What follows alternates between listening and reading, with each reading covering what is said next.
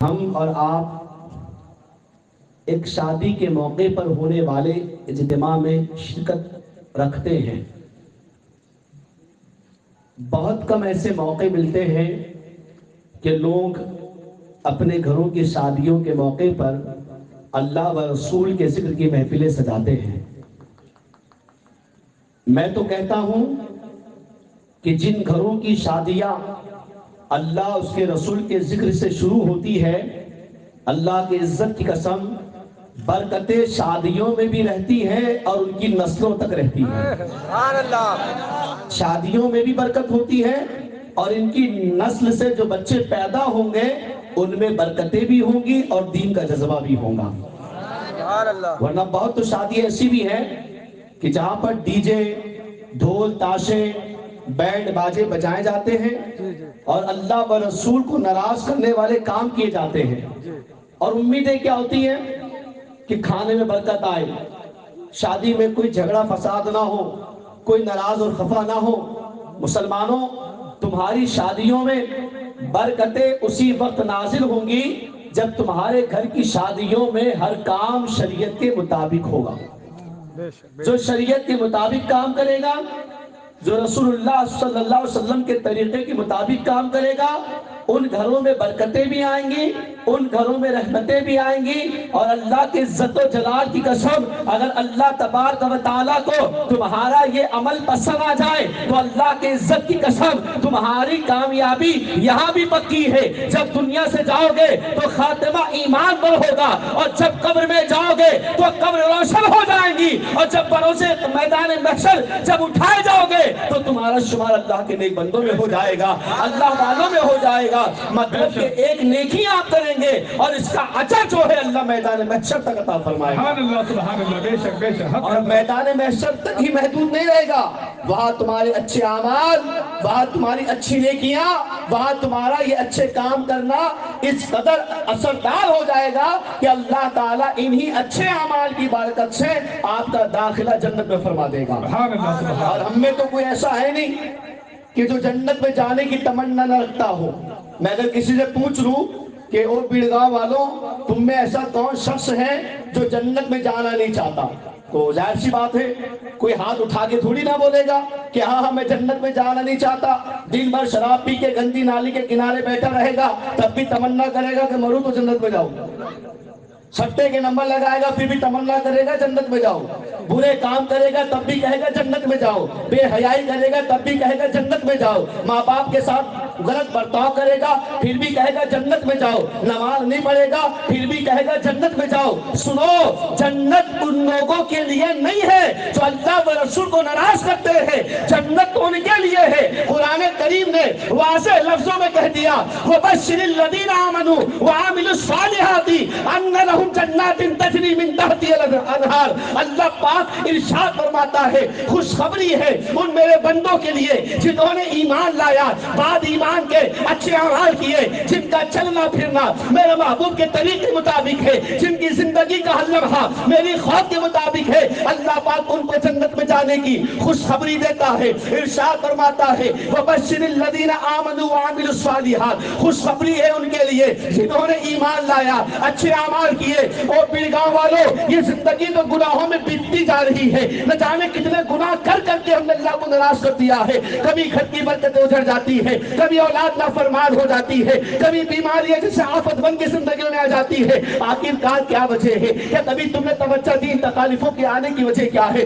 اولاد نافرمان ہو رہی ہے، اس کی وجہ کیا ہے؟ گھر کی برکتیں ختم ہو رہی ہے، اس کی برکتیں کیا ہے؟ تو اس کی یہی وجہ ہے کہ ہم نے اللہ و رسول کی نافرمانی کرنا شروع کر دیا ہے۔ لیکن سنو، جنت میں جانے والے گنجیٹی نہیں ہوں گے، جنت میں جانے والے سٹہ بازی کرنے والے نہیں ہوں گے، جنت میں جانے والے شراب پینے والے نہیں ہوں گے، جنت میں جانے والے نبی کے غلام ہوں گے، جنت میں جانے کے لیے غوث پاک کے غلام ہوں گے، جنت میں جانے کے لیے غریب نواز سے محبت کرنے والے ہوں گے۔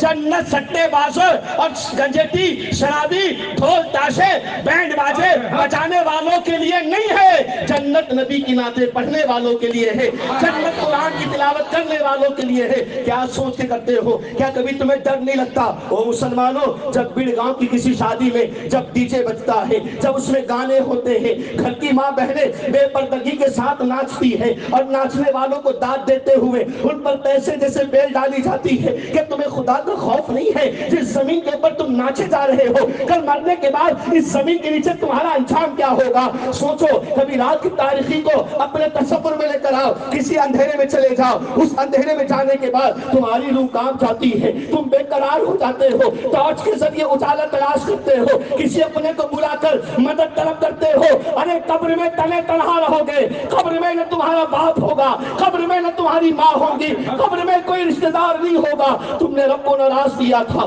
कब्र जहन्नम का गड़ा बना दी जाएगी। तुमने अल्लाह को नाराज किया था, कब्र में सांप बिच्छू तुम्हें डंक मार रहे होंगे। आज बीड़ गांव के किसी रास्ते पर अगर सांप नजर आ जाए, या तो भागने की कोशिश करते हो या तो उसको मारने की कोशिश करते हो, लेकिन कब्र में ना भागने का चांस मिलेगा, ना सांप को मारने का चांस मिलेगा। वहां जिस्म तुम्हारा होगा और सांप कीड़े मकोड़े तुम्हें गिजा समझ समझ के खा रहे होंगे। बड़ा हसीन चेहरा था तेरा दुनिया के अंदर, बड़ा खूबसूरत चेहरा था तेरा दुनिया के अंदर, बड़ी अच्छी सेहत थी दुनिया के अंदर, लेकिन कब्र में जाने के बाद हाय हाय तेरा क्या हुआ?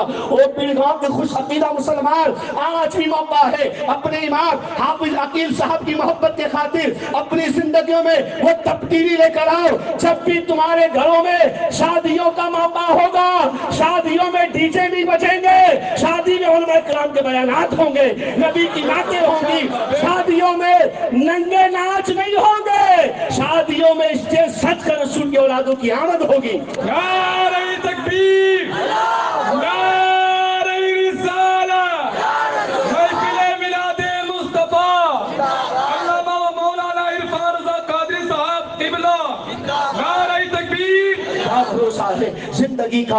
आज जिंदा है, कल मौत आनी है, और सुनो जब मौत आएगी अंजाम क्या होगा जानते हैं? हमने मरने वालों को तरह तरह की मौत का शिकार होता हुआ देखा है। कोई कैंसर का मर्ज लेकर दुनिया से चला जाता है, कोई एक्सीडेंट का शिकार होकर दुनिया से चला जाता है, कोई सुसाइड करके दुनिया से चले जाता है। मरने वाले तरह तरह मौत का शिकार होकर दुनिया से चले जाते हैं। ओ बिड़गांव वालों, तुम्हें भी जाना है, मुझे भी जाना है, पर उस तरीके से ना जाओ कि तुम्हारे जाने के बाद लोग अफसोस और रंजो मलाल करे, बल्कि जाना है तो इस शान से जाओ कि जब मलिकुल मौत तुम्हारी रूह कब्ज करने आए तो तुम हालत सजदे में हो, जब तुम्हारी रूह कब्ज करने आए तुम हालत नमाज में हो, तुम्हारा सर माँ की गोद में हो और जिस्म की रूह निकल रही हो।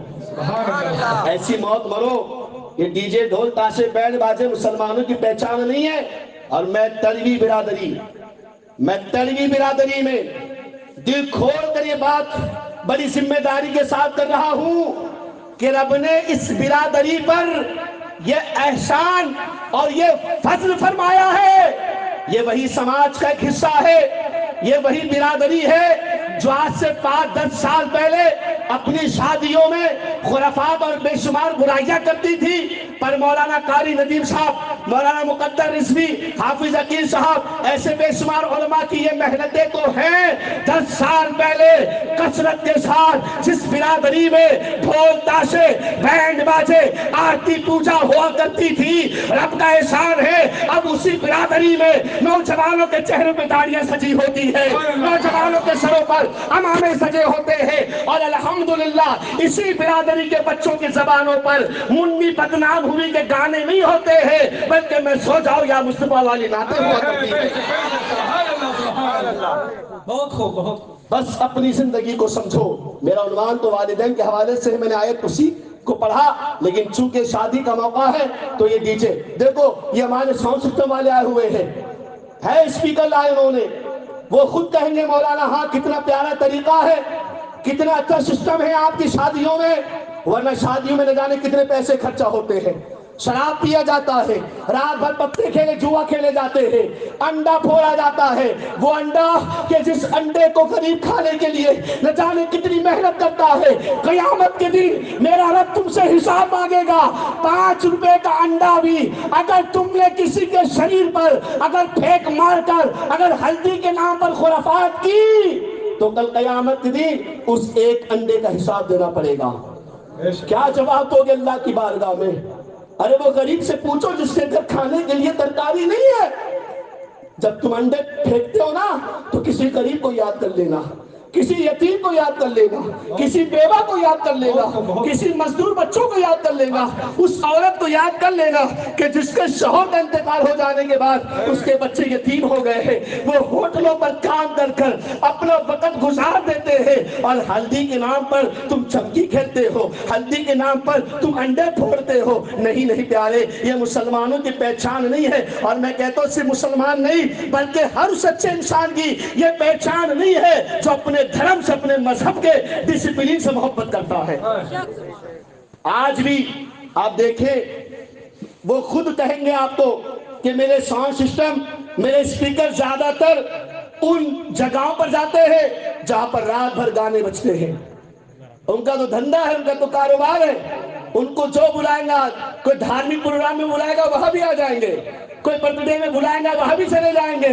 یہ تو ان کا بزنس ہے. پر آج وہ دیکھ کر خوش ہو رہے ہیں, آج ان کے چہرے میں مسکراہٹ ہے کہ بڑگاؤں کا مسلمان کتنا نیک اور کتنا سنسکاری ہے, کتنا سنسکاری ہے کہ یہ ڈی جے تو منگوایا ہے, ساؤنڈ سسٹم تو منگوایا ہے, پر بڑگاؤں کے تروی برادری کے مسلمان شخص نے میرے اسپیکر منگا کر گانے نہیں لگوائے, میرے اسپیکر منگوا کر ان کا پوتر قرآن پڑھا ہے, ان کا اسلام سنایا ہے, نبی کی نعتیں سنائی ہے, قرآن سنایا ہے, ماں باپ کی باتیں سنائی ہے. تو میری آپ سے گزارش ہے, بیڑ گاؤں میں یہ ہمارا نوجوان, کیا نام ہے, عادل, نام بھی ہے عادل. آج تو عادل, او عادل, آج تم سب کے دل میں بس جاؤ گے. عادل کہیں گے ہر کوئی. شہزادے غوث اعظم آل رسول سید بابا علی قادری صاحب بھی کہیں گے عادل, عادل. اور نبی کی اولاد نے اگر عادل کہہ دیا تو اللہ کی عزت کی قسم بخشش پکی ہو گئی. تو یہ عادل نوجوان آج اپنے شادی کے موقع پر کتنا سج سور کے بیٹھا ہے, سر پہ امامہ ہے, چہرے پر نبی کی داڑھی ہے, کتنا مبارک کام ہے. لیکن ڈی جے لگاتے ہو, ڈھول تاشے لگاتے ہو. وعدہ کرو آج کے بعد ڈھول تاشے بینڈ باجے نہیں بجیں گے, نبی کے ذکر کی محفلیں ہوں گی, رب کے ذکر کی محفلیں ہوں گی, عصمت والدین پر تقاریریں ہوں گی, اصلاح معاشرہ پر بیانات ہوں گے, تحفظ ناموس رسالت پر تقریریں ہوں گی, علم غیب رسول میں خطبے پڑھے جائیں گے, حاضر و ناظر ہونے والے رسول کی عظمتوں کے تذکرے کیے جائیں گے. اس لیے کہ مسلمان جو پیدا کیا گیا ہے ڈھول تاشے بینڈ باجوں کے لیے نہیں, نبی کے ذکر نات کے لیے پیدا کیا گیا ہے, نبی کی عظمتوں کے لیے پیدا کیا گیا ہے. اور وہ مومن مسلمان ہو ہی نہیں سکتا جو اپنے نبی کی تعظیم میں, اپنے نبی کی محبت میں باتیں نہ کر لے.